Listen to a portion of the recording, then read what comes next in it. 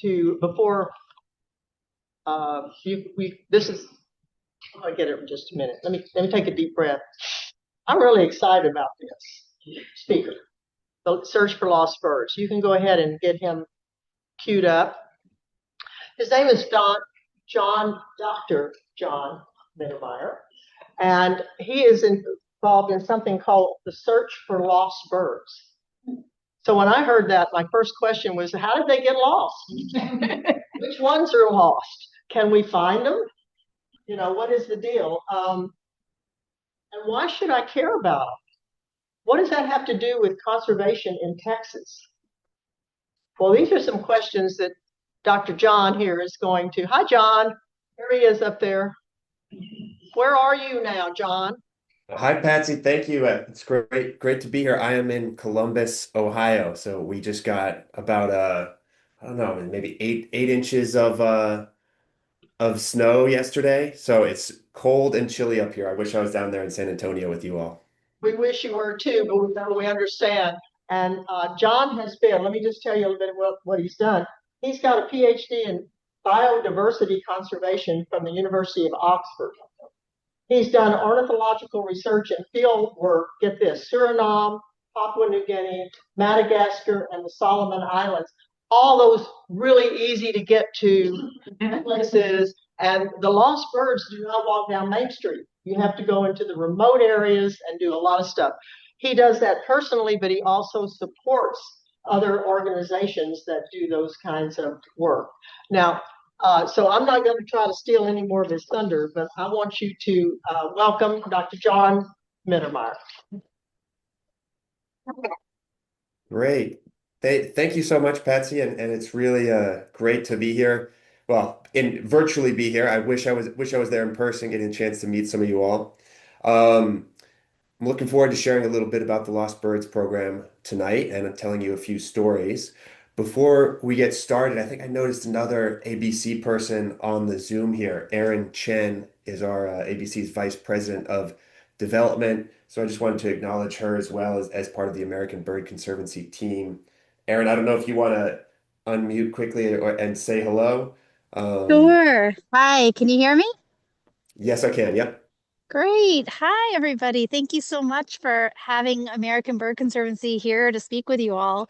You all do such amazing things, and I'm a huge fan of you and Patsy and all of you who organized this. So thank you so much. And I'm happy to chat with anyone too about more work that American Bird Conservancy does to conserve all the birds that we care about. So I'll put my contact info in the chat if anyone would like to reach out, and shout out to all of our American Bird Conservancy members that are already on here tonight. Good to see you all. Thank you. Excellent. Yeah, thank you, Aaron. And yeah, thank you, Patsy, and thank you everyone for coming to listen to the talk. So let's go ahead and get started. Lost birds, you raised all the right questions there, Patsy. Why are they lost? What's going on with them? Can we find them? And why do they matter?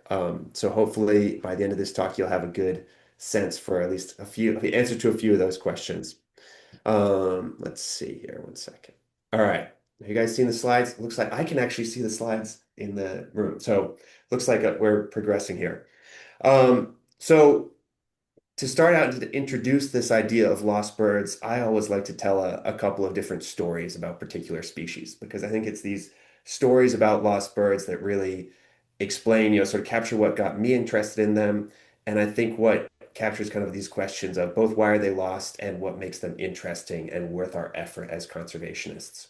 So, plan for the talk tonight is I'll tell you all a couple of stories, three stories about different lost birds around the world. I think there's some pretty interesting and exciting stories here. And then I'll just give you a little overview of the program and some of the lost birds in general, and lost birds in different parts of the world, and ones in your region, which there are a couple, but not very many. So to start out, we'll introduce this bird here. This is a bird called the Makira moorhen, and it's known from this part of the world. So this is the island of New Guinea. That's on the bottom part of the map. There's the northern tip of Australia. Um, and this is the Solomon Islands. So this New Guinea is here in the center, and these Solomon Islands is kind of chain of islands going out to the right on the map here. And the islands circled is formerly called San Cristobal. It's the island of Makira, and this is the southeasternmost of the Solomon Islands. So this is the Pacific. For any of you who know some World War II history, this was very close to some really significant World War II battles around Guadalcanal between the US and the Japanese. Um, so that's where we're located. We're talking about this island of Makira. And in particular, I want to give a little bit of background about this man. So the man on the right here is a man named Ernst Mayr. He's a German ornithologist. He's one of the preeminent ornithologists of the 20th century. He was, really described tons of different species. He was partially responsible, or he's responsible for something called the modern synthesis in biology and ornithology, where he brought together genetic ideas and evolutionary biology, and was really one of the intellectual leading lights of ornithology in the 20th century. He was born in Germany, and he got his start doing some fieldwork in New Guinea and the Solomon Islands. And in December of 1929, so Meyer actually, he spent about 3 years traveling around New Guinea and the Solomon Islands collecting birds. And December of 1929, he happened to be on this island of Makira in the Solomons. And gives you an idea of what some of the forest on this island looks like. So you can imagine Meyer and his colleagues are in this camp in this remote forest in the Solomons. And all of a sudden they're there collecting birds. A lot of the way that they collected birds in that era was with the help of local people. So they'd basically go, they'd tell the local people, hey, we want to try and collect any birds that are in your area. Please, help us catch these and bring them to us. So they're there in camp, and a local boy brings this bird into camp. And this was the Makira moorhen. And for Meyer at the time, it was such an unusual and extraordinary and unexpected bird that we have this great quote from his colleagues about his response. So you have to picture Meyer as this really intense, stoic German. He sort of lived up to the reputation there. This guy finished his PhD in something like 2.5 years. I mean, he is an absolute genius. I can relate to that as someone who took 5.5 years to really struggle through a PhD. So it gives you a little bit of context of what Meyer's like. And this is the response when he sees this Makira moorhen come into camp. So Dr. Meyer nearly fainted with excitement and had such a thrill he had to lay off work for the rest of the day. The thrill was too much for his constitution, which is otherwise quite sound. So you can imagine, here's this intense ornithologist. He sees a bird that's so exciting, so unusual, he nearly faints. Um, so Meyer, of course, tried to find more of these birds. They had this one specimen. They wanted to find some more, but they were unable to. And so they left the island with only this single specimen. And in the years that followed, other ornithologists, other scientists also visited Makira, but nobody else was able to find a Makira moorhen. So we fast forward to the 1970s, and it's now been several decades without a confirmed record of this species. But, from a conservation perspective, the idea then was, look, we haven't seen this bird in a long time, but we think it's probably not really at risk of extinction because you look at the map of Makira and there are these rugged mountains and there's quite a lot of forest. And so we have this quote from 75 where it's like, look, we haven't seen this bird in a long time, but it's probably in little danger of extinction since the very steep, dense mountain forest it inhabits is virtually inaccessible. Um, I'll give a little background because this bird actually played a key role in sparking my own personal interest in lost birds.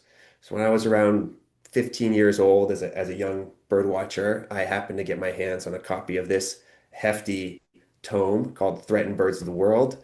And I was flipping through the pages and I came across this distribution map. Now, all of you as birders will be familiar with bird distribution maps, and they usually have those nice big colors. You've got sort of one color for wintering, one kind of color for breeding, maybe one for resident birds, migration patterns. And so you're used to seeing all these maps that are filled in. And I have this distinct memory of flipping the page and seeing this map that was just a question mark. And I remember just that sparking my mind. It's like, how is it possible that there's a bird that we know exists, but we don't know where it is? We can't find it.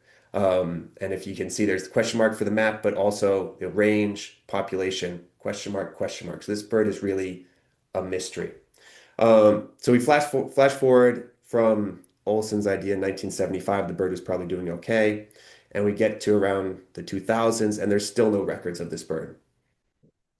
So at that point, the red list, the people deciding the threat status of these species, they say, okay, we haven't seen this bird in a long time. it might be critically endangered. Let's leave the precautionary principle here and assume that it's critically endangered. So this is our quick summary of the background that I've given you here on Makira moorhen. Right, so last seen 1929, only this single specimen, which was from Ernst Mayr. We think it might be doing okay, but we really don't know. And it's sort of, using the precautionary principle, it's listed as critically endangered. So flash forward to 2015, and after a lot of time sort of being interested in this bird and thinking about this bird, I finally got the opportunity to do an expedition myself to Makira and see if I could try and find it. And to do that, I worked with Dr. Al Uy. He's the one on the left here.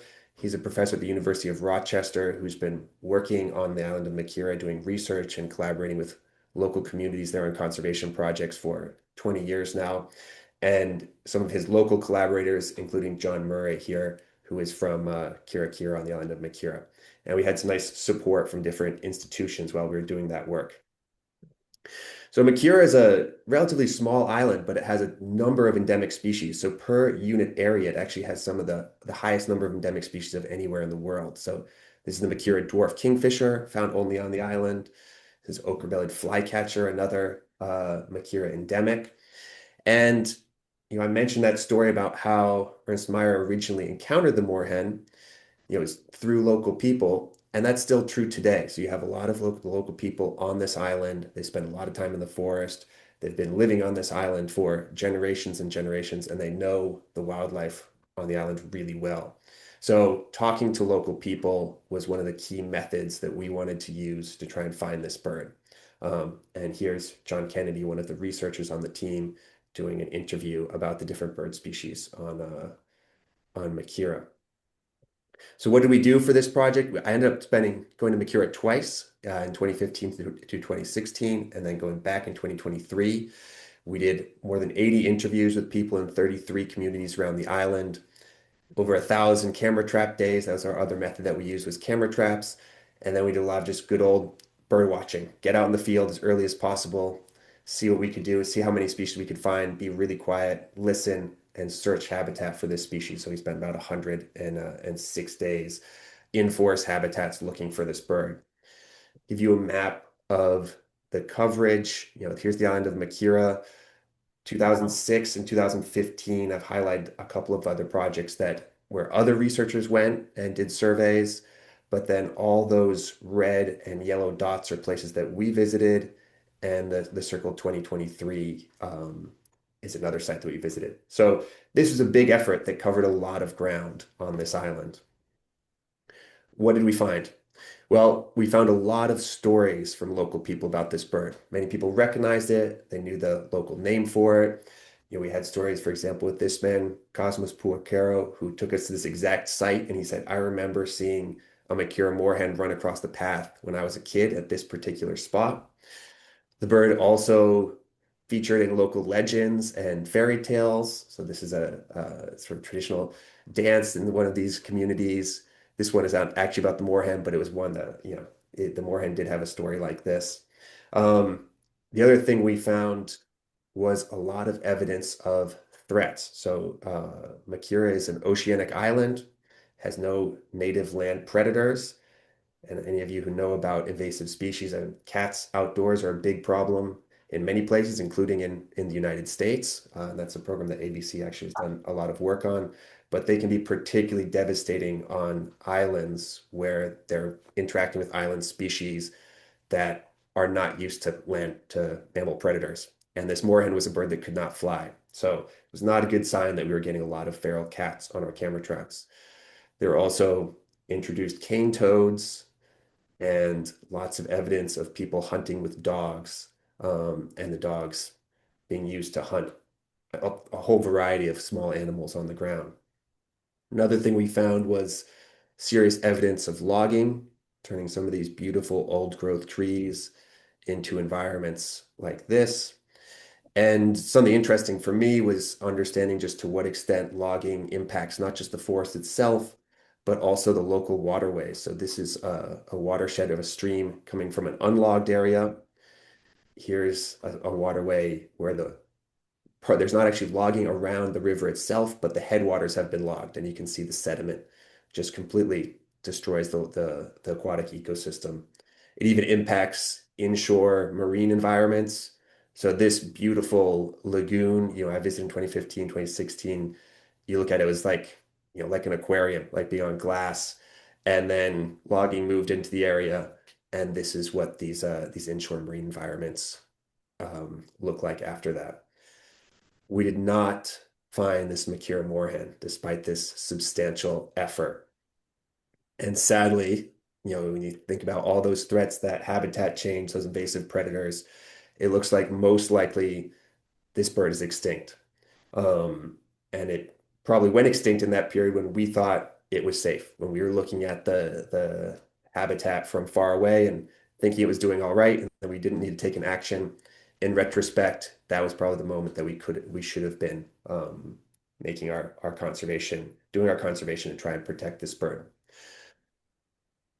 What came of this project? I mentioned we spent this huge effort on the island. We spent a lot of time there. Was the end result of that just to say, well, I guess this bird is gone? Well, not quite. There's a little bit more to it. And one of the things we realized is that by, through this whole effort that we'd done going around the island, interviewing people, talking to different communities, having all these conversations about the Makira moorhen and when people had seen it, whether they'd seen it recently, what the local birds were. We created some promotional materials like this about birds of Makira. That ended up helping to sort of change people's attitudes a little bit and spark some interest in creating a protected area.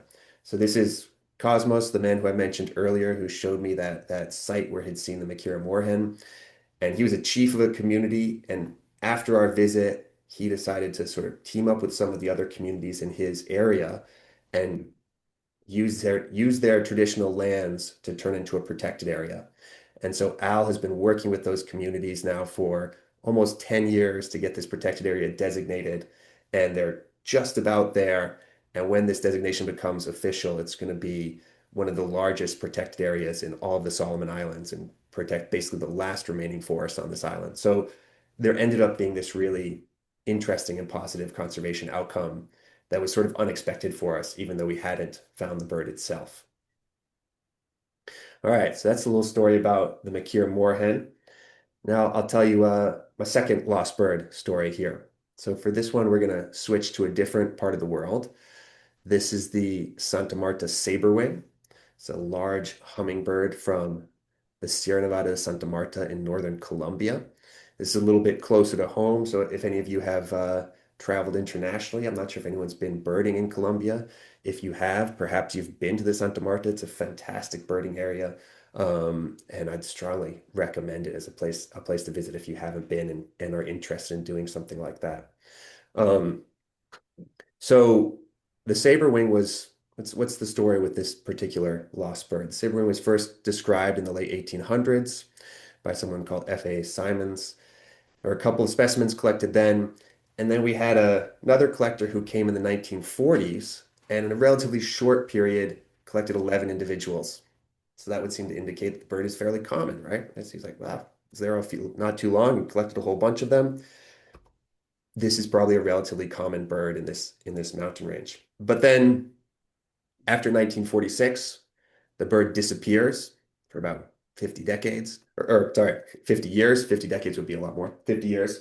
There's one possible photograph in 2010 that looks like the bird. It was initially announced as a rediscovery of the bird, but it doesn't show clearly the key criteria to identify it. And we have this one photograph on one day, and then the bird disappears again. So it's this really weird and puzzling pattern. What is going on? This bird is in this mountain range, seemed to be common in the 40s, vanished, possibly reappeared for a single day, and then vanished again. Something else making this even more intriguing and kind of perplexing, a perplexing situation is that, as I mentioned, the Santa Marta is a really popular birding area. A lot of people go there. There's a fantastic road that you can take up into the mountains. There's a beautiful reserve that ABC helped play a role in creating. That's incredible to visit and has all sorts of these endemic birds in the Santa Marta. So there's a lot of search effort, a lot of people visiting this area, and yet no one found this saberwing except for maybe on this one day. Um, so what's going on? From a conservation perspective, how do we do an assessment for a species when we don't really know? We end up having to do quite a lot of guesswork, right? So we started out in this case saying, well, saberwing seems common. It was listed as near threatened. That was then upgraded to endangered and eventually critically endangered, sort of raising the level of alarm as time goes on and we, for whatever reason, seem unable to find this species. So here's our quick summary of information on the saberwing. One idea that was floated to explain why this bird might be undetected is maybe it could be an altitudinal migrant. Maybe it was the birds were moving up and down this big mountain at different times of year, making them harder to detect. But really, we had no idea what was going on with it. So the hero of this particular story about the saberwing is this man, Jürgen Vega. He's from the Santa Marta, and he in 2022 is working with Selva, ProCat, and World Parrot Trust, three conservation organizations there, to do surveys around the mountain for this beautiful endemic, the Santa Marta parakeet. So this parakeet is found only in that one mountain range. And as part of Jurgen's work, he has to go circle all around the Santa Marta rather than just going up and down the elevation on one side. So he's circling around, he's doing a lot of hiking through the mountains, visiting different areas. And he's in this one area in July of 2022 on the south eastern side of the range. He's been looking for the parakeets and he's hiking back home after finishing up his field work. And he's with one of the indigenous people in that area. And they're walking down. There's a huge hairpin turn in the trail, and they're about to take the turn. And the local guide with them says, "Hey, well, there's a shortcut we can take where we can just cut off this turn and go down through the valley and come out the other side. That'll save us some time." So they take the shortcut, they drop down to this valley, and they're taking a rest on this little stream at the bottom of the valley. And Jurgen hears this call that sounds like a hummingbird. And he looks up, and it's the Santa Marta saberwing. And it's the first definite record of this bird since 1946, sitting there singing away right above him. So Jurgen's rediscovery sparks this big conservation effort. ABC, we helped support this right from the start because we knew we didn't want this to be a repeat of 2010, where we thought we might have seen the bird once and then it wasn't found again. And over the last 2 years, there's been research on the hummingbird. It's been consistently found again at this spot uh, where Jurgen rediscovered it. That's being led by Selva, particularly Esteban Botero Delgadillo, as well as some other Colombian researchers. And this was published last year, and basically this paper. And so the results of this work after rediscovering it, what sort of tells us the trick of why this hummingbird managed to disappear for so long. After doing all these surveys, all this research, it looks like this hummingbird is actually a micro endemic. So it's only found in one watershed on this mountain range. So if you think about these patterns of distribution for birds, this mountain range is already relatively small. So there are a bunch of birds that are only found, on the one mountain range. And then within that already restricted area, this particular hummingbird happens to be only in this tiny, tiny region, really just a minute area of habitat that happens to be severely threatened by habitat loss. Um, and that particular area explaining why was this bird not found before? Well, I don't know if you can, you're not gonna be able to see my cursor, but basically, if you look at the eBird map there, all the records are in the top left, and the spot where the hummingbird was is in the bottom right. So it was a tiny little bit of habitat that was getting overlooked. It turns out the bird is definitely critically endangered because it's in such a small area.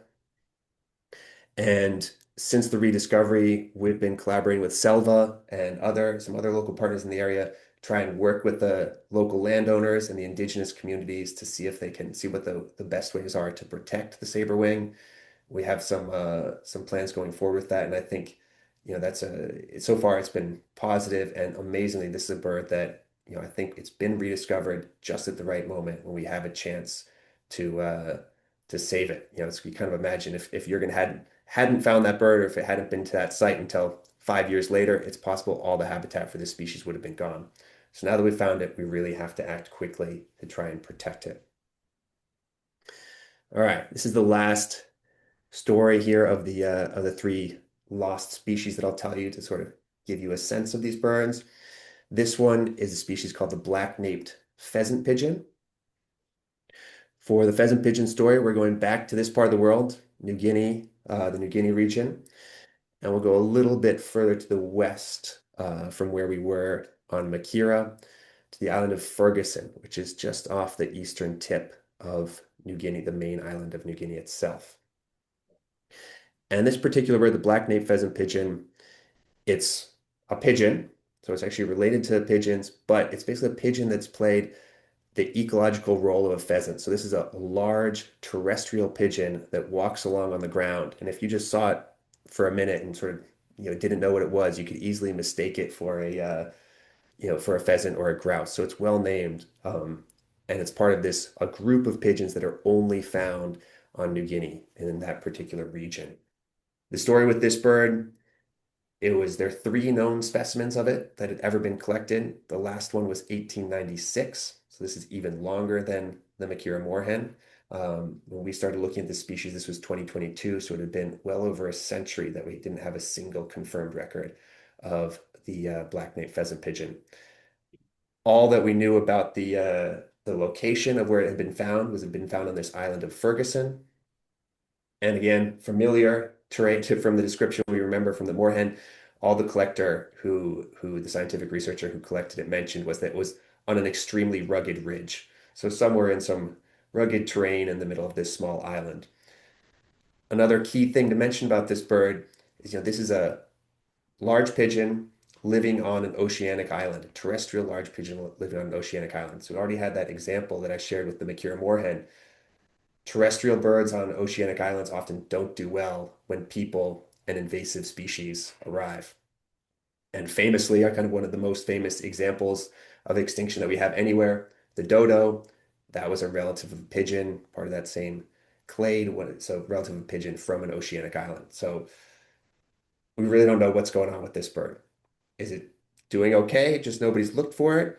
Or is this going to be another case of an island extinction that sort of disappeared before we really knew what was happening with it?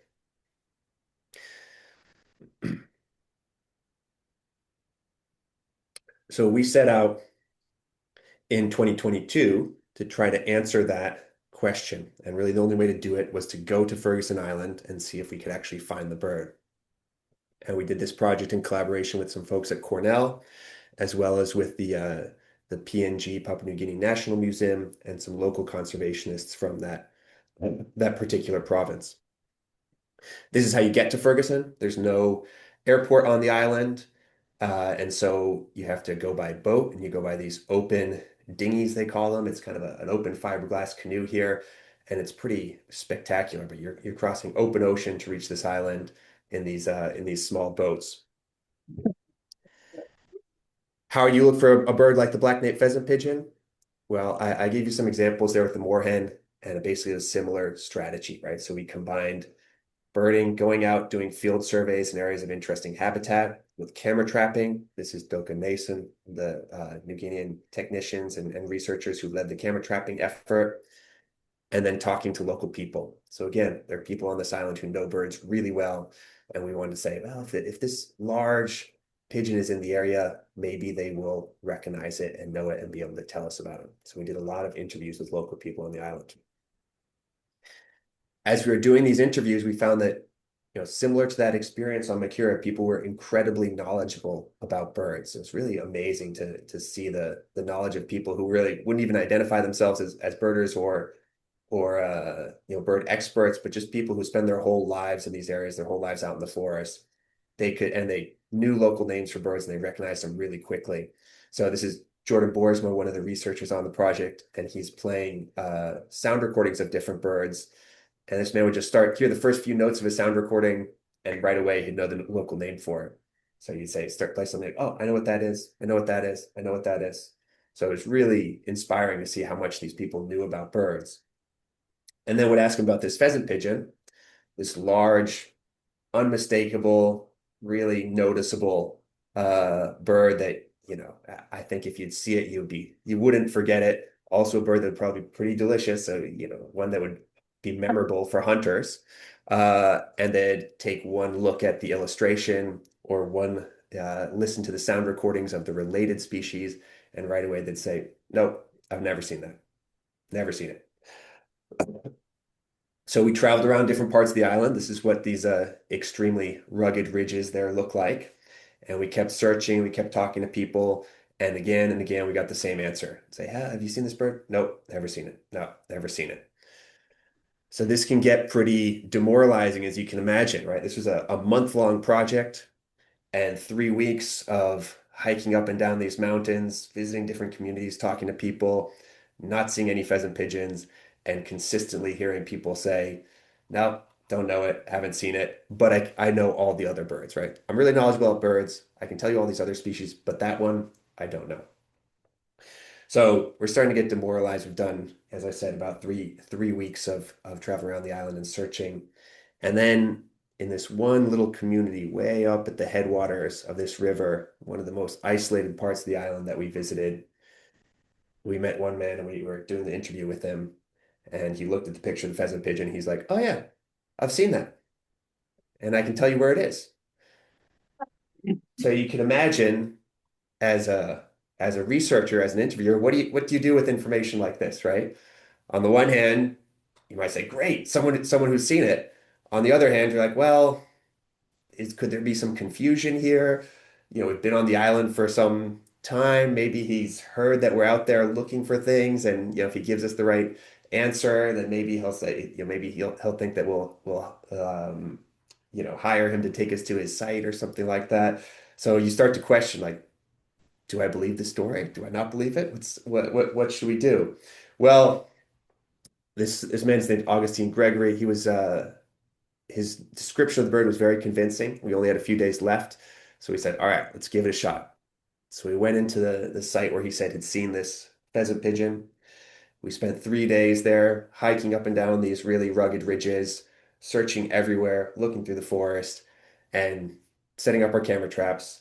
And we didn't find anything. No sign of the pheasant pigeon. So we're getting ready to leave. We pack up our stuff. This is now, I think, almost 4 weeks on this island without finding this bird. We pick up the camera traps, and on one of the camera traps, there's a series of pictures, and one of those pictures is this, the black-naped pheasant pigeon. And this is the first ever photograph of this bird, and the first confirmed documentation of it in 126 years, at exactly the spot where this local man Augustine told us that he'd seen it. And if you want to get a sense of what the emotion of that moment is like, I'll share this video clip. I'm not sure how well it'll play, but I think even if the sound is not clear, you'll get what matters out of it. So this is Jordan Boersma, who I mentioned, the moment that he is in the field. He's looking at the camera trap picture for the first time and sharing it with Doka, who I mentioned earlier, who was leading our camera trapping effort.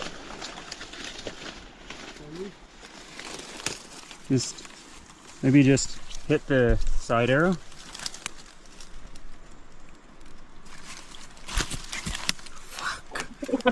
Doka. Doka. Fuck! Doka. What is this? It's owl. Fuck! Isn't it owl? We can't tell them. We have to have them look through the photos too. We say nothing. Hey, we get it! Holy shit, man. Shit! Ah! Oh man, this is the What happiest the moment fuck? ever! Oh my god. Gerard, Gerald, thank you, brother. man.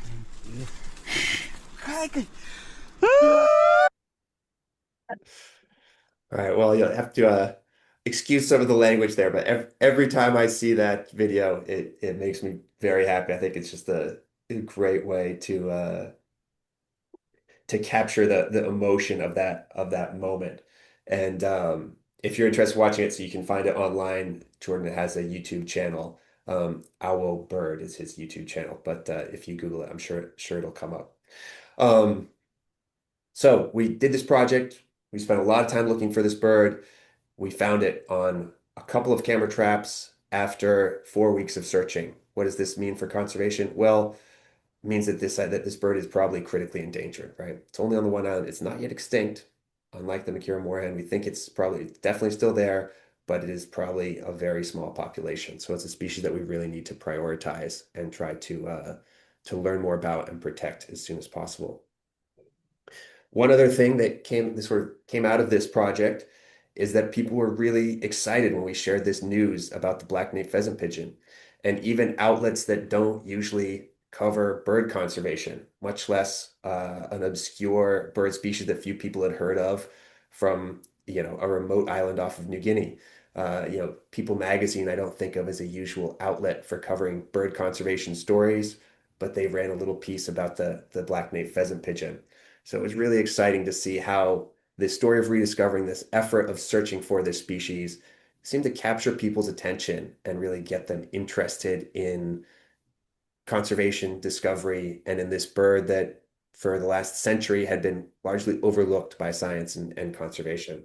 Um, and in total, I think the total number is actually more than this, but we did a rough meat estimate. There's more than 400 stories in 44 countries that came out about this pheasant pigeon. And so, I think we often say in conservation, we're worried about apathy. We're worried about people not being interested in what's happening, about how do we get people more excited about nature? How do we get them more excited about birds? And for me, that was something really inspiring to see that, well, this story seemed to capture people's attention, got them interested, got people excited. So that's it for these kind of three stories about particular lost birds. And let's sort of put this together then and think about why are these lost birds important? Well, one is from a conservation perspective. Uh, Even if a bird is lost, if we haven't seen it for quite a long time, there is a chance that it can be rediscovered, right? We saw that example with the Santa Marta saberwing, saw that example with the black-naped pheasant pigeon. So we shouldn't give up on these species. Another point that I've been sort of making here as we think about the conservation assessments for these birds is that it's really important for us to have updated information about these species. If we're trying to just assume what their status is, without actually having that updated data, without actually checking on them directly, there's a possibility that we might make mistakes and that species might be more threatened than we think. So it's really important for us to have the opportunity to check up on these species and see how they're doing. And then, as I mentioned with the black-naped pheasant pigeon, these lost birds are a great way to share conservation stories. They can be a way to get people excited, get people interested in the idea of discovery and exploration, and get people thinking about species that might be otherwise sort of slipping through the cracks and not getting the attention that they deserve. And one final point I'll just add on here quickly is, you know, as a bird conservation organization, our real mission is to prevent birds from going extinct. And the critically endangered birds are the ones that are closest to extinction. And so really those are the species that we want to, in ABC, we said they're the top of the conservation pyramid. They're the ones that we want to focus on and make sure they don't disappear. And around 25% of all critically endangered birds globally are lost species. So focusing on these lost birds is a really key approach to address the needs of some of the most endangered birds on Earth. So with that bit of background, we started this program called the Search for Lost Birds. We founded this in 2021. So we're just finishing up 4 years that this has been happening, that we've had this collaboration going now. And it's a collaboration between us at American Bird Conservancy, together with BirdLife International and Rewild. They're actually an Austin, Texas-based conservation organization, not too far from your part of the world. And we work very closely with Birds of the World at the Cornell Lab of Ornithology. I don't know if any of you are familiar with Birds of the World, but it's an incredible resource for basically everything you want to know about all the birds out there. So it's really a great resource and one to check out if you don't know it already. And the focus of the program, I could sort of try and make it a little more detailed and complex, but we'll keep it simple. Really, the mission of this Search for Lost Birds is let's try and find all of these lost birds, find all these species that meet our lost criteria. In order to do that, we have to figure out what birds are lost, right? What are the ones that fit this category, similar to those three that I described, right? And so to figure out what the lost birds are, we have a definition here that we've been using to define, what counts as lost versus not. And I'll put the quote up here. This is from a paper that was published a few years ago in the journal Oryx. But really the key thing about this quote are two things. One is, for us, a lost species is one that doesn't have photographic, audio, or genetic information. So that's independently verifiable documentation. And then the other key thing is 10 years. So what we're looking at is species that in the last 10 years don't have any independently verifiable documentation of their existence. Genetic information is key, but really this sort of boils down to photographs and audio recordings in today's world. So to keep it at its most simple, we're looking at birds that have no photographs taken of them, definitely documenting their existence, or no audio recordings in the last decade.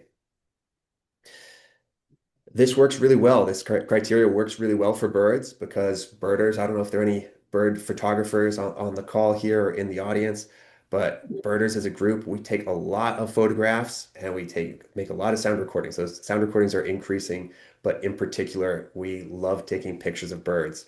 This is a snapshot of the Macaulay Library holdings, and every time I've given this talk, I have to update it or I check the numbers because it's increasing so quickly.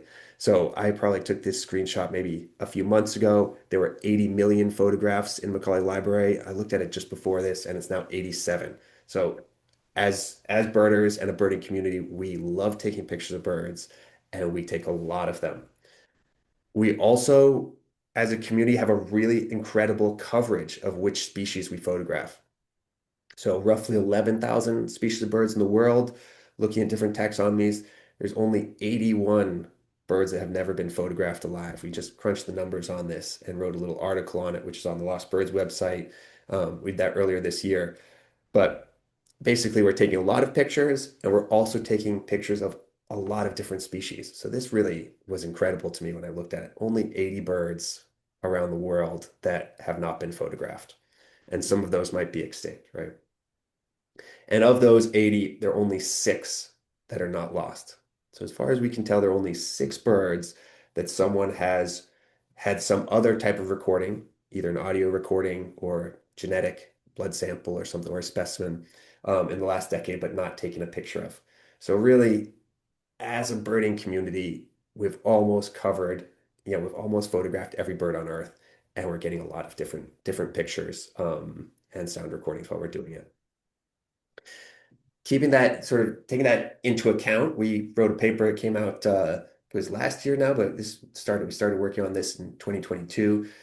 And we basically used that basis of all this citizen science data that's out there to try and figure out which birds are lost, which birds meet this criteria of that 10 years, no documentation. So we did that. We started by taking information in global citizen science databases. That's eBird, Xenocanto, iNaturalist, WikiAves, and then cross-referencing it with expert review.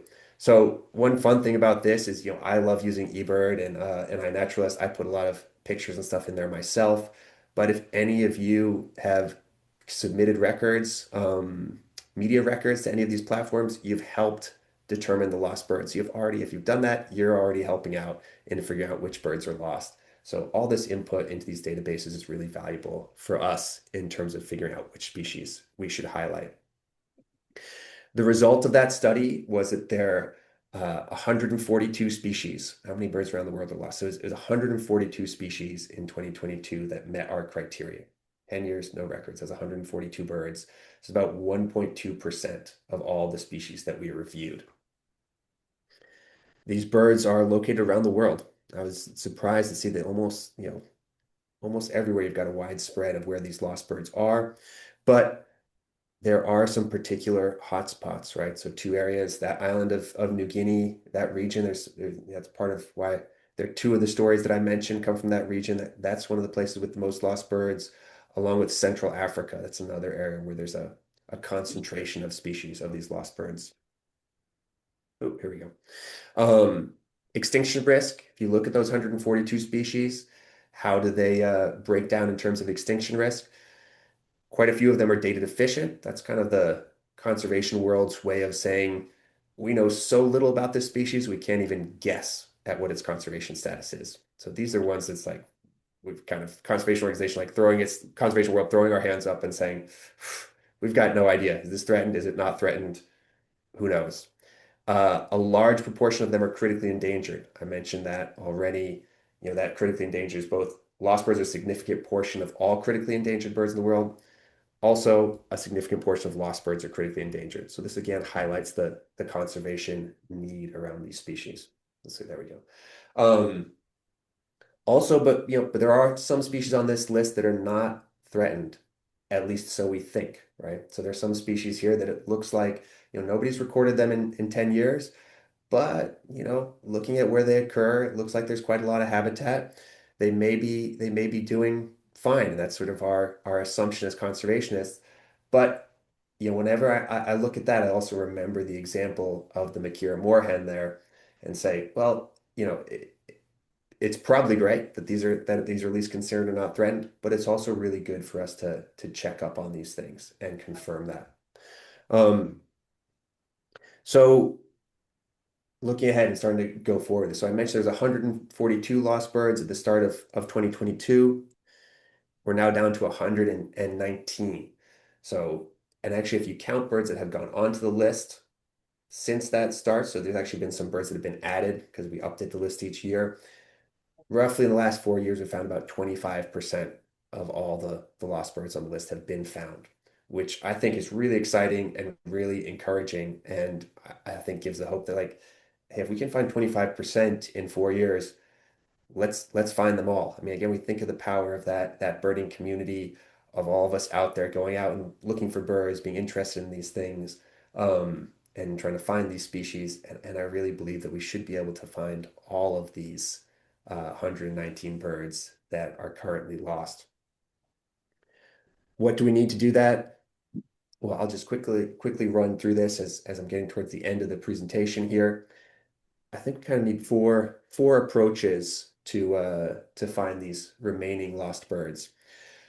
One is just working together as a global birding community to look for these species. The majority of lost bird rediscoveries are made by local conservation organizations or local birders, or independent bird watchers just taking upon themselves, getting excited, going out and finding these things.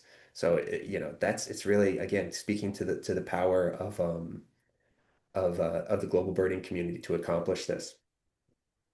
Another key aspect of this is updating extinction probabilities. So this picture here, this is a bird called the slender-billed curlew, which is a bird that used to occur across Europe, migrate across Europe, and winter around the Mediterranean and parts of North Africa. When we started this program in 2022, it was one of the lost birds. It was not considered extinct, but it had been more than a decade since there'd been any records. And last year, there was a study published that reviewed all the records of this curlew, really looked at the possibility, assessed the possibility that it might still survive, and whether it had just been getting missed by people, or whether it was truly gone. And the conclusion was sadly that the curlew is extinct.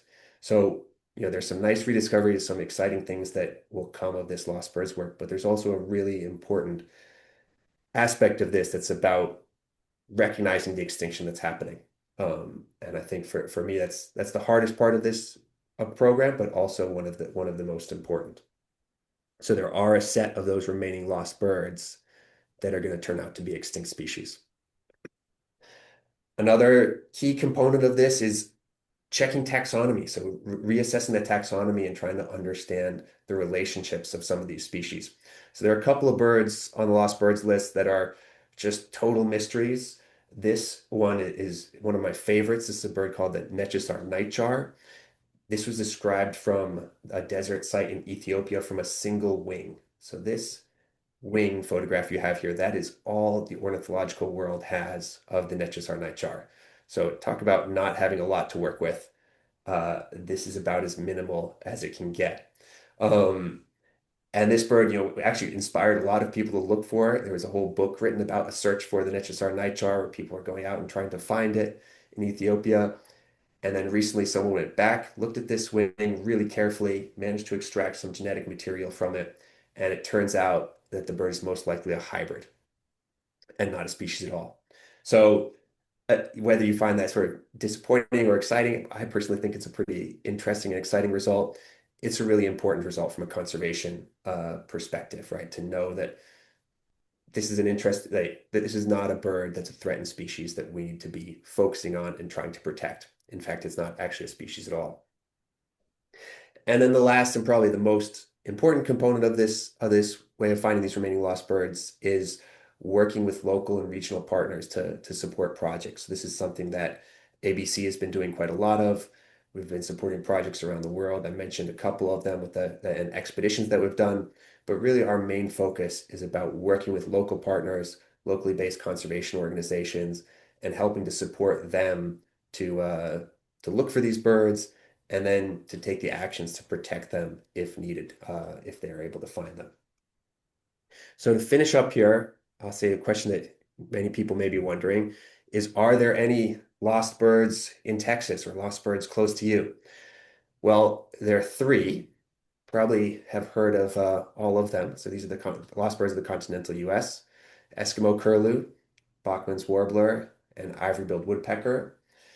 And I know I think the ivory bill in particular is one that attracts a lot of attention and debate, but I think all of these birds are most likely examples of what I mentioned with that updating extinction probabilities. So I think sadly, the chances of finding any of these lost birds in the continental US is very small. And I know the Bachman's warbler was declared extinct by Fish and Wildlife recently, and will probably be declared extinct soon by the IUCN, sort of the global assessment group as well.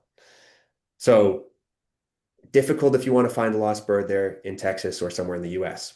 But if you're adventurous and want to travel further afield, there are some lost birds in other areas that I think you would have a much higher likelihood of success finding.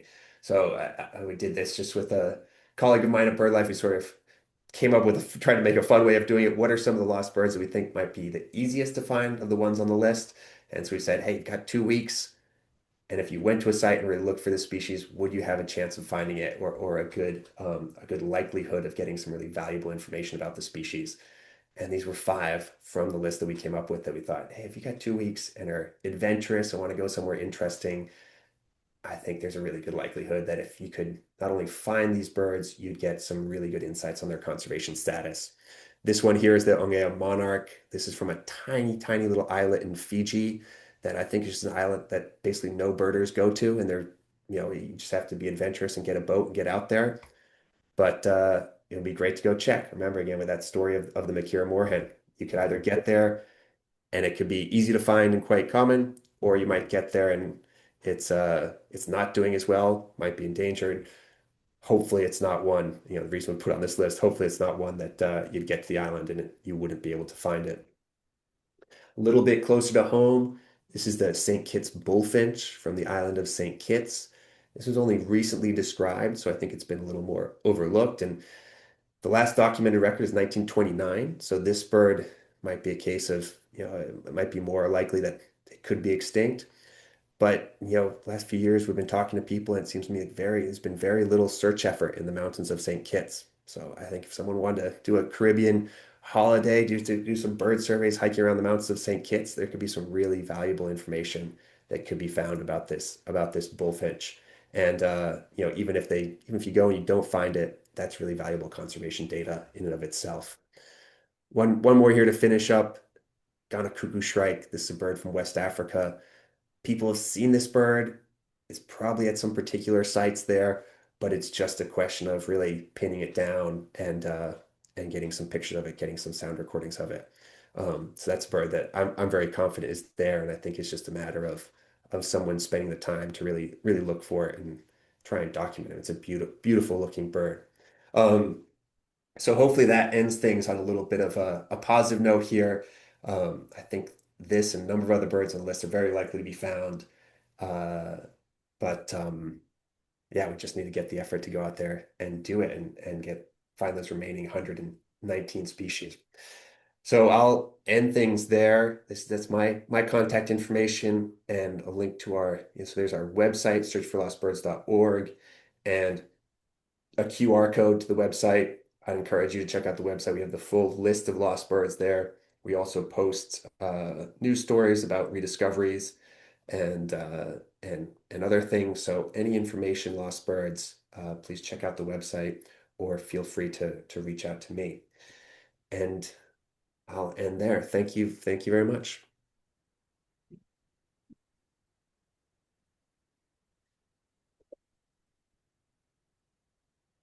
We have time to take a few questions. John? Yes, I do. Yeah. Okay, anybody in the room have a question that is burning in your mind? Yes, ma'am. So, Speak up high. well, you mentioned really site-specific things that could impact the population, including habitat destruction, but are there any global concerns like specific chemical uses or nuclear testing and things like this that could also have a significant impact across species? I think there are concerns like that for specific species, but I think if you want to generalize at a global level, the most significant is habitat loss. So I think that's been a big focus for conservation organizations. That's a big focus for ABC. I think habitat loss is the top priority. Invasive species, a lot of these lost birds, I mentioned the examples of lost birds on islands. Invasive species is another really big one. And then, climate change. I know you all are looking at some of the lesser goldfinch populations and those changes, but I think that's one that we don't have quite as much of a sense of, what the impact is going to be. But I'd put those three as sort of huge, big global threats. Who else had their hand up? Somebody over here? Britt? So in the search for lost birds, have any new species been found? So no, well, actually, I should say, so our focus, there are new birds being described. I don't know if you saw the news, but there's actually just recently, I think it came out this week, there was a new species of tinamou described from Brazil. So there are new species of birds being discovered. Um, a lot of the search for lost birds is about, it's about revisiting sites where people have been before and trying to figure out how things are doing. So it's less about trying to go to new areas. So I think there's a little less likelihood of new species being discovered there.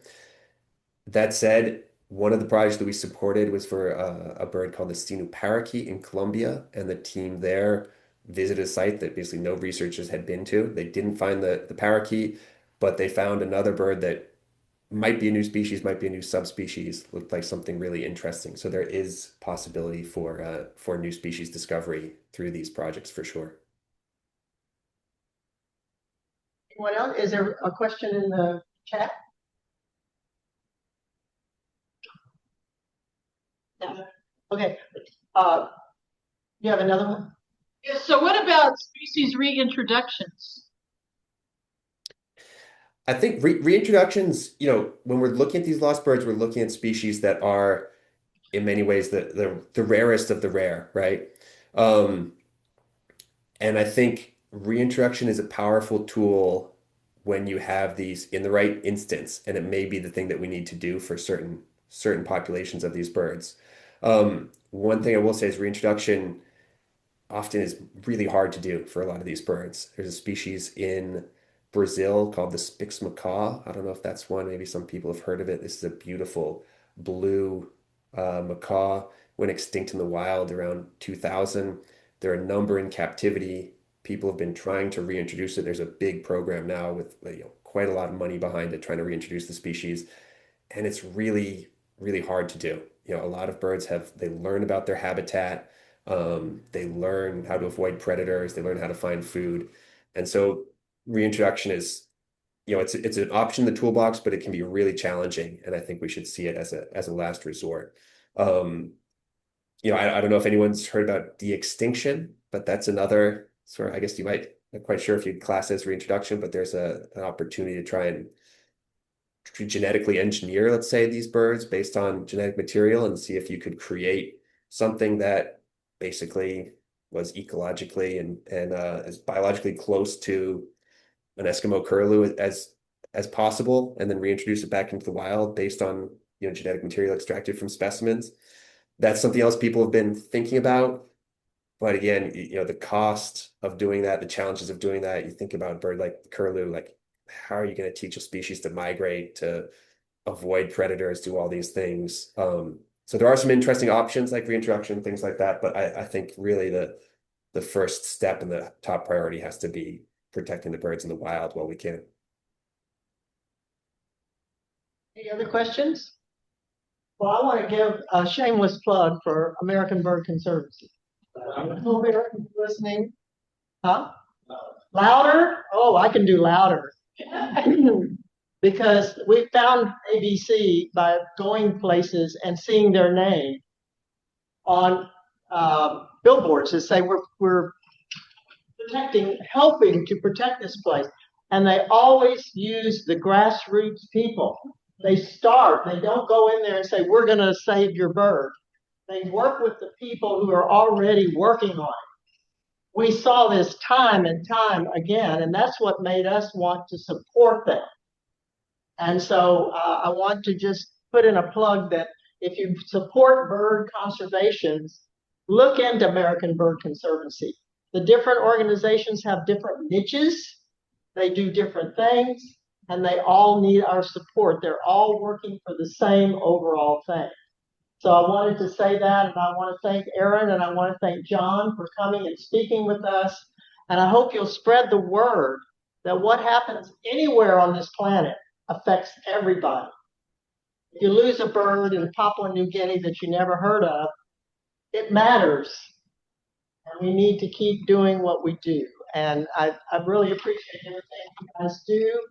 And keep it up and come back and talk to us another time. We've had speakers, we've had several speakers about cats, about chemicals. Now we're finding lost birds. And any information you get off their website, you can trust it. You don't have to worry about it. It's great. They have threats and they have solutions. And a lot of those solutions we can be part of. So thank you all so much again.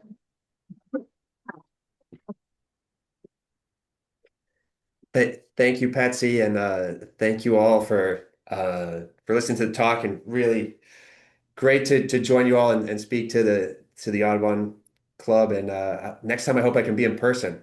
It's a lot more fun. So it'd be great to come in person sometime and get to meet everyone. So thank you very much. Okay. Thank you. If anybody would like one, this is a report from Cibolo Nature Center, which is one of our partners in Kendall County. And they had some extra reports from the year. They're doing wonderful things. These are free. There's 6 of them if you would like to have one. See what they're doing. They're doing some great stuff out there in Kendall County. So any other comments for the good of the, and there's food back here. So take a filet. Take something with you for later. And thank you for coming. And thanks to everyone who contributed food and just your company tonight. So night night. See you next shopping. Yeah, they're shopping